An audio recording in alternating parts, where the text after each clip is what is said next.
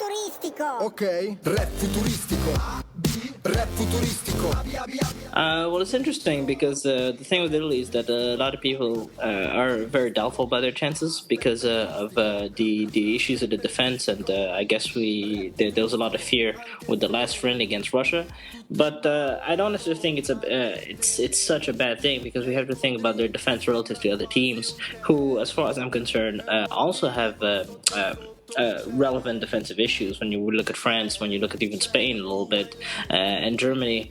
So, but with Prandelli, I don't even think that's a fixation for him because he looks for a team that's going to control the ball in midfield and that's projected a bit more towards the attack. So I think it's because Italy has been such a reference in terms of defensive solidity that maybe more cultural fans are worried about the chance of the Azzurri team. But I definitely think it's a team that can that can and should make it to the semifinals. If they can push that little bit extra to the finals, I think that'd be great. It's within their potential, but it's a team I definitely see in the semifinals.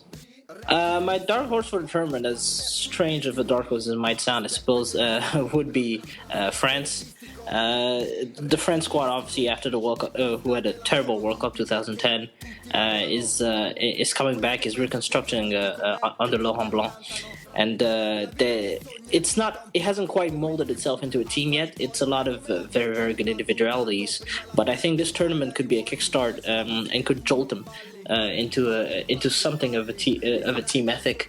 As long as the gangrene of the World Cup 2010 doesn't affect them too much. But if I had to pick a dark horse, I would definitely say France would be mine, especially when you look at the great season of Karim Benzema, who I think can really help propulse this team to the finals, and even Ribéry, who has all had some issues with playing with France, but in the last few games.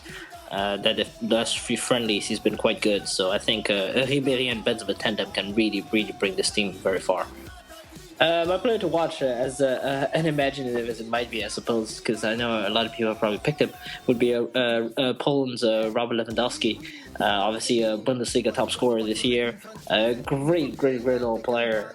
Really a modern striker, as I like to call him.